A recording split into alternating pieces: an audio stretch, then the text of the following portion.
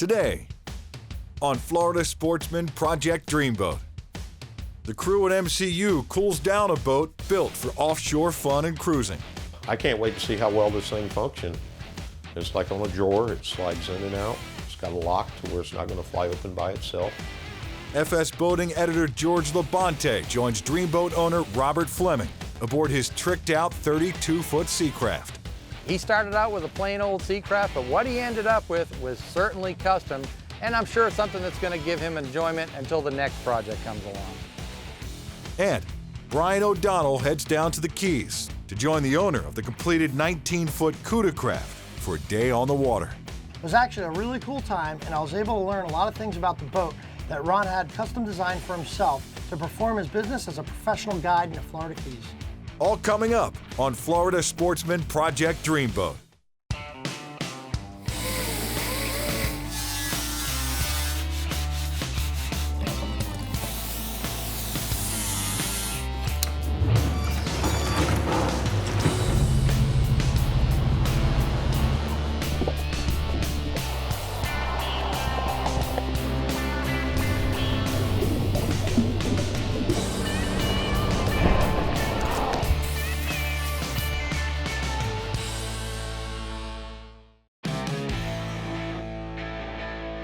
All right, so I recently had a customer reach out to me to tell me that he's looking for a good option to keep in his drinks and food cool on the boat.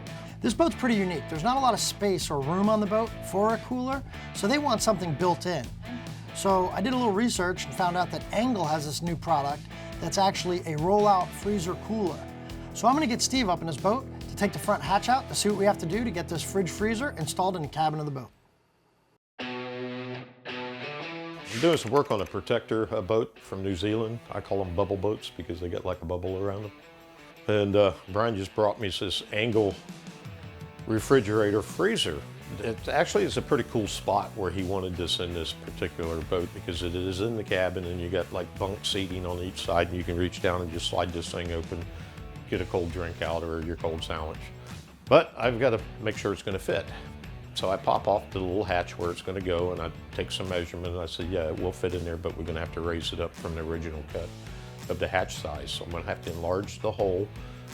And boy, this bulkhead that I've got to cut, boy, these protector boats, they're made, you know, to run in 30-foot seas with no problem. So I've got like 3.5 inches of fiberglass wood to cut through. You could probably drop this boat off a 10-story building and it won't affect the structure of it. All right, so while I got Steve out there cutting out that forward bulkhead, I'm gonna work with Richie on the inside here and start to make a custom trim bezel. So to get this project started for Rich, I told him that he had to build a template from the forward part of the bulkhead. I wanted him to do this out of cardboard because I didn't want him to experiment with a piece of 3/4 inch starboard, which costs a lot of money. He was able to build the template pretty quick. After he had the template fitting perfect, he was able to put it on the starboard, transfer it over, cut his piece, and fit it into the boat. It actually fit really nice. Then he was able to measure and mock up where the fridge freezer was gonna go. After we got the fridge fit in place, we were able to measure out and figure out where our vents were gonna go. The main reason for this trim bezel was to build in the ventilation and add a custom touch. Richie had no idea what I had in mind, but I knew that I was gonna go ahead and rabbet the back of these slots that we put in for the ventilation and then put a screen and staple it from the back side. It just gave it a really nice custom touch and it didn't look like someone just mounted and screwed a vent to the face of the bulkhead. Now that I've got my hole cut, I got my bezel at the same time. So now I'm going to mount the bezel up to the refrigerator. It looks good, trimmed perfectly. So now I'm going to make my wire connections. Just 2 wires, DC operated refrigerator. 2 wires each. I'm going to make my connections. I'm going to heat shrink them down. Now we're going to slide it up permanently into the compartment it's going into, and then I'm going to secure the bezel to the existing bulkhead that it's attached to. And this refrigerator ain't going to go nowhere. But I can't wait to see how well this thing functions. It's like on a drawer, it slides in and out. It's got a lock to where it's not going to fly open by itself. Can't wait to see the performance of it. All right, so after the installation of this fridge freezer, I think me and Steve both realized how simple and easy this installation was. I could see me installing these in a lot more boats. This thing, the function and the fit was pretty simple and easy. I didn't have to go ahead and add this custom trim bezel, but it was just something I wanted to do. This refrigerator has only been on for a couple hours and it's ready. This thing's ice cold and it's only running off of 12 volts. I think that's pretty incredible. When we return, FS Boating editor George LaBonte joins Dreamboat owner Robert Fleming aboard his tricked-out 32-foot Seacraft in this week's One Man's Dreamboat segment. This segment brought to you by Yamaha. Reliability starts here. When you're moving a big offshore boat, it's all about thrust and trust. For thrust, nothing compares to the Yamaha purpose-built 5.3-liter V8 Power Pioneer. And for trust, Yamaha's new F350C model becomes the only outboard in its horsepower class to feature a 5-year limited warranty. Never settle for less than complete confidence and control in the open water. That's Yamaha V8 Power. Get the best and forget the rest. Welcome back to Florida Sportsman Project Dreamboat.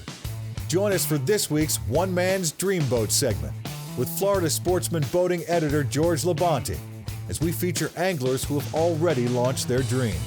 Florida Sportsman began these features 30 years ago, and the dreams just keep getting better. This week, we meet up with Robert Fleming and his son RJ to have a look at their 32 Seacraft, which was restored at MCU. Now, I had a chance to look at this boat a couple of times in the restoration process, but I hadn't seen it finished, and I was very excited to see how it turned out. Now, Robert's previous boating experience was mainly inshore. In fact, he came out of a flats boat to buy this boat. But after a few trips to the offshore grounds with some of his friends, he decided that a blue water boat was definitely going to be quickly in his future. I purchased a 32 Seacraft probably 4.5, 5 years ago for $42,000. Seeing it online, it looked like it was in great condition. I came down, we did a sea trial. I realized the guy didn't know anything about the boat, and I don't think the guy ever even took the boat out, so I figured it had hardly any hours on it. At the time, this seemed like a good buy until we got it home and realized it wasn't what I thought it was going to be, so. Having never done a project like this before, Robert had no idea what he was getting into, but it was quickly becoming apparent that this was going to be a lot more than he had expected from the outset. I brought it down because I was going to do the Armstrong bracket and close the transom in. And then talking to Brian, and then it just totally blew up from there. 10 minutes of being with him, he picked the boat apart. The interior was trashed. The boat had never been in a shed, nothing. Sit in the sun its whole life. So everything about the boat, the appearance, I mean, structurally it was good, but appearance-wise it looked like it was all faded out. Stitching was going, boat needed everything. After coming to the realization of what actually needs to be done, it was time to start tearing into the boat. Prior to tackling this restoration, Robert had heard stories about how Seacrafts were notorious for sinking. That's what started the whole process of wanting to close the transom in and put the bracket on. So I started doing a little more research, and that's how I ran across the Armstrong bracket. Well, the biggest benefit we gained was before we closed the transom in, the ladder clipped on the back of the original transom of the boat. Have you ever climbed up at a negative degree?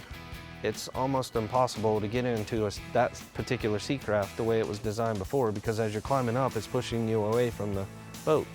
Putting the bracket on, and then that new ladder they have now where it goes inside the bracket is awesome. Well, the boat originally only had 300 gallons of fuel. It had 250-gallon tanks, so I knew I wanted more fuel.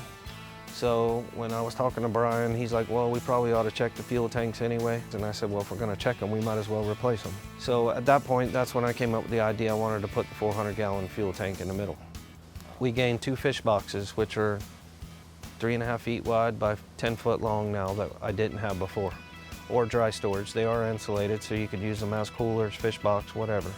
One nice thing about it is now you don't have to, when you do catch a fish, you don't have to put it in coffin box in the front of the boat, which is where we keep all our drinks. We kind of use that as our hold and ice chest. And as we catch fish, we put them in one of the side fish boxes and we throw ice on the fish. So it keeps the mess to the back of the boat. The other biggest feature is before our live well was in the floor.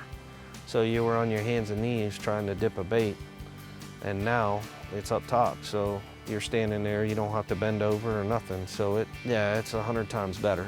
It used to have to put the anchor underneath the bow. I had him cut the bow of the boat out up top, make my anchor lid, put a tube in so you can drop the chain in, lock the anchor in. With all of the major structural work out of the way, it was time to turn Brian loose on the cosmetics, the fun part, if you will. Honestly, what I love about the boat the most is the dash and the electronics. I mean, by far, I think that's what he does the best. There's nothing you see coming out of a manufactured boat right now, for sure. The paint is crazy. Everybody up around where we live thinks it's an FWC boat. So they look at it at first and then they wonder if they're getting pulled over second because they're thinking we're gonna jump out with a badge. But yeah, the stripe, everybody walks up and they're rubbing the stripe. They're like, that's a decal? I'm like, no, that's painted on and it's faded. And they're like, wow. I mean, they're just blown away by that. I mean, Brian's guys did an awesome job there. I mean, he couldn't ask for a better paint job. Now this boat is rigged up to fish a number of different fisheries, and it's set up to handle all different kinds of scenarios, from bottom fishing to offshore big water trolling. More important than the fishability of the boat, this was going to provide Robert an opportunity to spend a lot of quality time with his son, which was very important to him when he decided to undertake this project.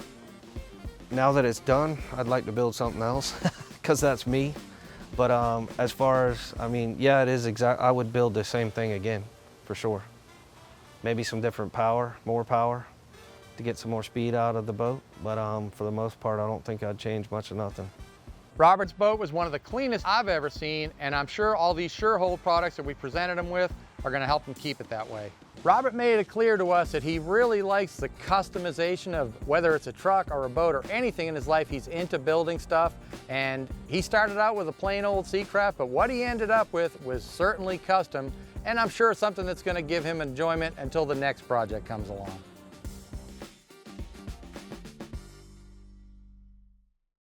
After purchasing the boat for $42,000 and spending $200,000 on repairs and custom modifications, the cost of Robert's Dreamboat comes to a total of approximately $242,000. When we return, Brian O'Donnell joins the owner of the completed 19-foot Cuda Craft for a day on the water in the Florida Keys. This segment brought to you by Bennett, superior by design. 50 years ago, Bennett Marine changed boating forever, inventing the trim tab, helping boaters get on plane faster, reduce bow rise, correct listing, improve efficiency, and increase performance. Over 1 million systems later, worldwide, we offer durable and dependable trim tabs and hatch lifters for all boat sizes. Your only source for both hydraulic and electric systems. Industry-leading innovation, plus the best warranty and service available. Get Bennett on board and enjoy the ride. Welcome back to Florida Sportsman Project Dreamboat. Join us as Brian O'Donnell joins the owner of the completed 19-foot Cuda Craft for a day on the water. All right, guys, so we had this 19-foot Cuda Craft at the shop that we had basically completely revamped. It came in for a simple little fuel tank repair job, and it morphed into a huge project. We had no idea that when we cut this boat up that we were going to find all kinds of problems. We ended up pulling the deck out of the boat, removing the fuel tank, replacing it, finding that the stringers were delaminated. We had to actually bond them back to the hull.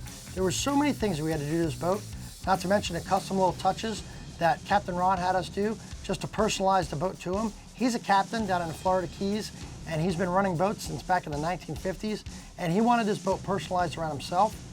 So after a couple of weeks of Ron receiving this boat down in Islamorada, he actually gave me a ring back at the shop and told me there's some things he wanted to change.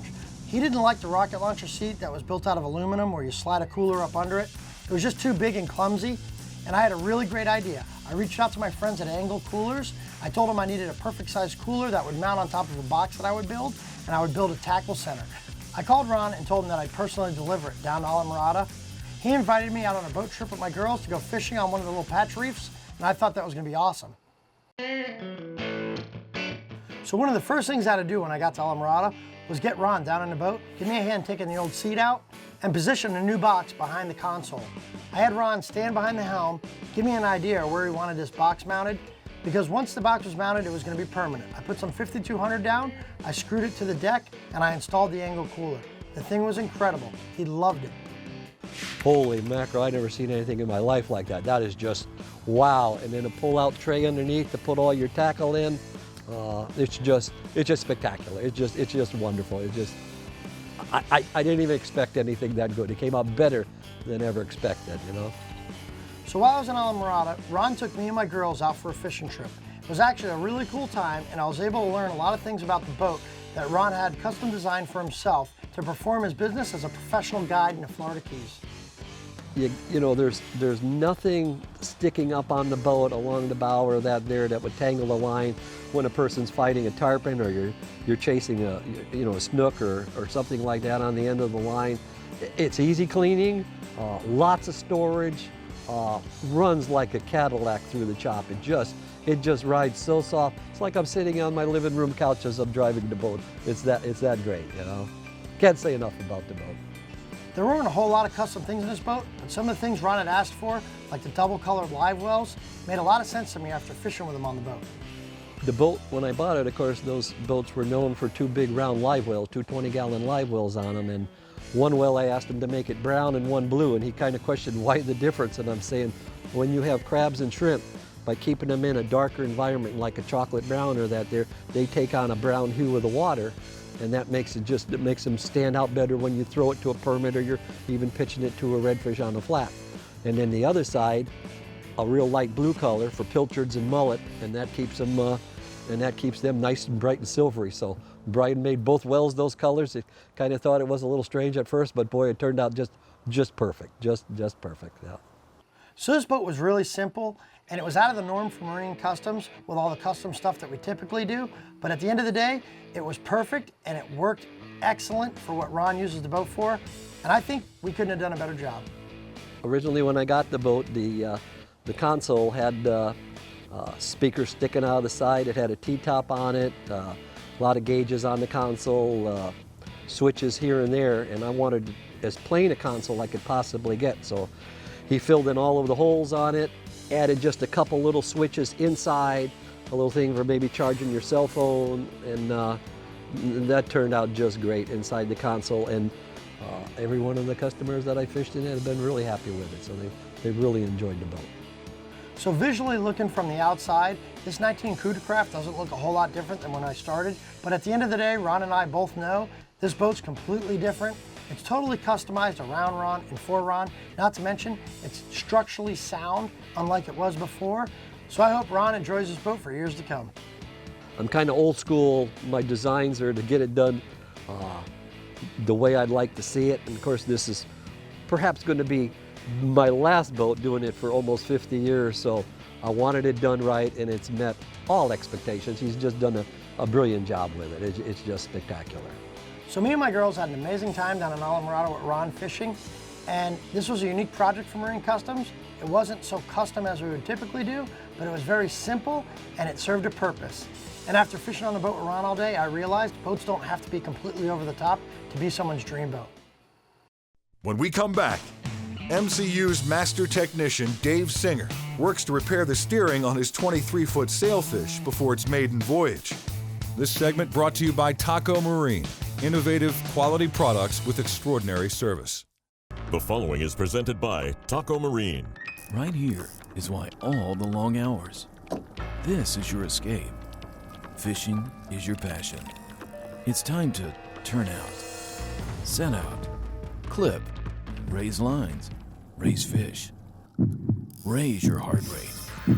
Raise your opportunities. Only with Taco Grand Slam outrigger mounts and telescoping poles. For the finest, most reliable outrigger systems made, go to tacomarine.com. Welcome back to Florida Sportsman Project Dreamboat. Join us as MCU's master technician, Dave Singer, works to get his 23-foot sailfish ready for a weekend in the Keys. All right, so my mechanic Dave has got this 23-foot sailfish that he's been refitting for the last year. He's totally excited about this trip that he's planned down to Marathon with his family for a vacation, but in typical Dave fashion, he's waited to the last minute to address some major problems, like the steering of the boat. He's completely forgot that the center steering arm in the swivel bracket was all dried up old grease, and the motors are very stiff and hard to steer. I told Dave not to worry and freak out. You get the boat into the shop, and I'm gonna show you a quick fix. So as soon as I teach Dave this trick, he'll be able to get this boat down to the Keys and start enjoying it. I'm really looking forward to teaching Dave something else. So, bringing in my boat today, it's a 2006 Sailfish. Got it a year or so ago. It head sank So I rewired it, been working on it through the year, and now I got it ready. And we took it out the other day for a sea trial because we're getting ready to go on a trip to the Keys. And I noticed the steering's super tight. Just, you can't operate the boat that way. I do not have time to do a proper repair, which would be to take the power head off, replace all the bushings, and go through that whole process. So we're gonna do a little temporary repair, and that's heating up the steering shaft. So on the motor, there's your bracket. In the bracket, there's a steering, that's where all your steering is. It's a tube, and it's got some bushings in there, and has a cavity for grease to be pumped in through a Zerk fitting. So what I gotta do is I gotta take some pieces off around this area because we're gonna be using a torch, and I love fire, so anytime I get to use fire. We're gonna go ahead and remove some of the pieces that can get damaged in the process. Once we got them all off, everything's clear, we go ahead and light our torch, get our tip set. I like, get the flame right. Once we start doing that, we start working the heat up and down on the shaft. I like to concentrate up towards the top because that's where the grease tends to harden or gel up, so to speak, and it actually works against you, and that's what causes it to bind. So once we get the temperature up, the grease starts flowing, the old stuff will start to flow out of the Zerk fitting, that's why we take it out. And then meanwhile, you're gonna work the engine back and forth, use a pry bar, try to get the engine to move up and down as much as you can. And then at that point, you let it cool down a little bit, and then go ahead and put a good quality grease back into it. Meanwhile, keep working it, use the pry bar, and what you're hoping for is at the top part of the steering mechanism up there, you want to see the grease starting to come out of there, and we were able to do that on mine, so that means I was able to get grease to flow from the bottom to the top. That's what you want. In the process of doing this, you're going to damage the paint. It's going to heat it up, discolor it, and you don't want to leave that exposed. You don't want corrosion to set in. So Yamaha offers factory match paint. So that's what I went ahead and used. It matches the motor perfect, and it's going to keep it sealed up, and I don't have to worry about no corrosion issues. So being that I'm in a time crunch, got everything reassembled, and went up and checked it out. No effort. It was pretty much like new. So it's going to get me through the week down in the Keys, and when I get back, I'll more than likely pull it apart and do the proper repair. But if you're in a pinch, that's probably the best and easiest thing you can ever do. All right, so that's one of the things I love about Dave. I don't have to actually go out there and hold his hand on these projects. I can simply sit at my desk and explain to him what to do, and he gets it done, and he handles it perfectly. I simply just told him how to fix this thing. He went out there, took care of the problem all by himself, and he did an excellent job. I don't think it would have worked as good if we didn't use that special grease. That penetrating grease was pretty incredible. It ate away at all that old dried up grease, and those motors are steering like they're brand new. Next week on Florida Sportsman Project Dreamboat, FS boating editor George LaBonte meets with the owner of a 23-foot regulator as it's readied for the addition of an engine bracket. And George LaBonte sits down with Brian O'Donnell, owner of Marine Customs Unlimited, to revisit some of the most memorable builds and restorations from this season of Project Dreamboat. The filming of Florida Sportsman Project Dreamboat has been shot on location at Marine Customs Unlimited. You dream it, we build it.